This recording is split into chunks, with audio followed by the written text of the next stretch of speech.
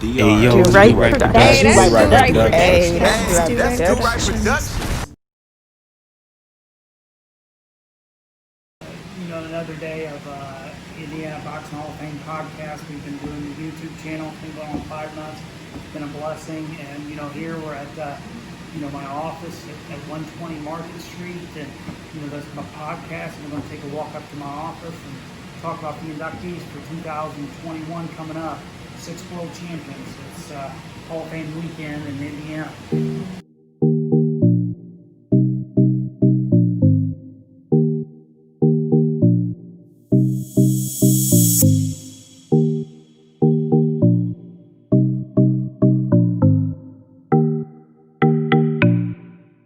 Big time event coming up this year. Yeah, it's going to be a great event this year. And we got 6 world champions coming. It's Indiana Boxing Hall of Fame weekend, and we can't get any higher than that.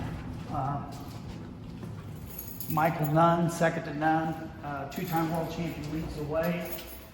Followed by Donnie Lalonde, WBC light heavyweight champion of the world. Randall KO King Bailey.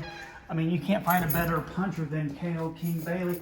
Here's my office. This is where we do for the Indiana Boxing Hall of Fame. We started in 2018. This is all the memorabilia. This is my office for what I've got going on and what's going to be the next event. Got some great signed gloves by Montel Griffin, Ice Cole, world champion. Montel Griffin comes in 2021, along with Tony Tubbs, TNT Tubbs, who is a 1985 heavyweight world champion, and he comes in this year too. My celebrity guest again will be Michael Spinks, celebrity guest in there. And I just went and seen Roberto Duran, and I didn't get to see him, but his daughter got inducted into the Florida Boxing Hall of Fame.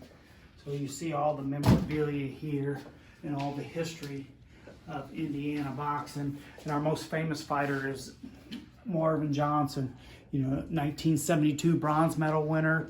Then 1978, he goes over, knocks out Matt Paloff, who's a gold medal winner for the title. Then in 79, he wins it again. And then in 86, he's a 3-time light heavyweight world champion. Marvin Johnson's our most famous fighter here in Indianapolis, Indiana. And then we got Tony Zale, from Gary, Indiana. Tony Zale is a great fighter. Right up here, the Man of Steel, 1940 to 48 world champion.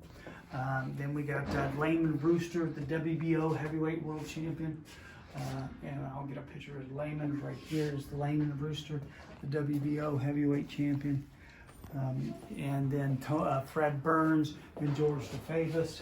As you can see, there's Fred Burns doing one of the shows there in Market Square Arena with Marvin Johnson. And George DeFavis was pretty much more of the Golden Gloves. But we'll see George DeFavis right here. He did the Golden Gloves for years. Michael Spinks was our very first celebrity guest. He's been on Sports Illustrated cover 4 times. And I don't know if we can get any much higher than that. Here's Marvin Johnson with his WBA light heavyweight championship of the world. Actually, we had Floyd Mayweather fight here in the Indiana Black Expo. He won the Indiana Black Expo. There he is with his dad. And that was pretty famous. And then we had, right here he is with his dad again. And then Muhammad Ali did a tournament here as well for the Indiana Black Expo. So the Indiana Black Expo brought Indiana boxing to a very high level Hall of Fame. I want to give a shout out today to Champ Chaney. This is historic, okay, because Champ Chaney is the coach. Marvin Johnson was that light heavyweight champion of the world, the WBA light heavyweight champion of the world in 1986. And then J.B. Williams won the championship in 1985. So we had 2 world champions at the same time in the same gym in the same area here in Indianapolis, which was very unusual. And then what really broke it open for Indiana Boxing Hall of Fame was bringing in the big stars, and we were able to bring in Buster Douglas, who was a 42-1 underdog and knocked out Mike Tyson for the heavyweight world championship in 1990. It's the biggest upset in boxing history, and getting him here into the Indiana Boxing Hall of Fame was very important. and then bringing in my celebrity guest, Michael Spinks. As you can see, Michael Spinks is a 1976 gold medal winner. Then from 1981 to 1985, he was light heavyweight champion of the world. And then at 85 to 88, he was the heavyweight world champion. The only fight he ever lost was to Mike Tyson for $13.5 million, which is not very nice. This is Nate Tubbs, Layman Brewster, Michael Spinks, Michael Nunn, and Tony Tubbs. So we have three heavyweight champions in this picture that was at the Hall of Fame inductees. And then Michael Spinks, Buster Douglas, and Michael Nunn was all the celebrity that we brought in this year. So this was a great year for Indiana boxing, and we was able to KO it this year. I want to make sure that I showed you one of these historical. This is Norman Goins, who Indiana boy that he dropped Howard Davis Jr. on ABC Sports, Wide Sports, and we were able to capture that. Harold Brazier from South Bend, Indiana. There's a guy that has 105 wins, 18 losses, and 64 knockouts. And does he belong in the Hall of Fame? Absolutely, absolutely. Here's a picture of Floyd Mayweather Jr. This is Muhammad Ali with Sugar Ray Seals. Sugar Ray Seals, who fought here in 1981 when he knocked out Sammy Naismith, one of our national Gold Glove champions. So Sugar Ray Seals will eventually get into the Indiana Boxing Hall of Fame as well. I have another one I like to have is Tom let me see who he is. Tom Johnson. He was the IBF featherweight world champion from Evansville, Indiana. He's probably been one of our greatest fighters. Fred Burns did the promotions. Terry Ray got inducted from Terre Haute, Indiana, and this year as well. And then rest in peace, our famous trainer, Champ Chaney, who was a pro fighter himself, who was rated 5th in the world when Joe Lewis's world.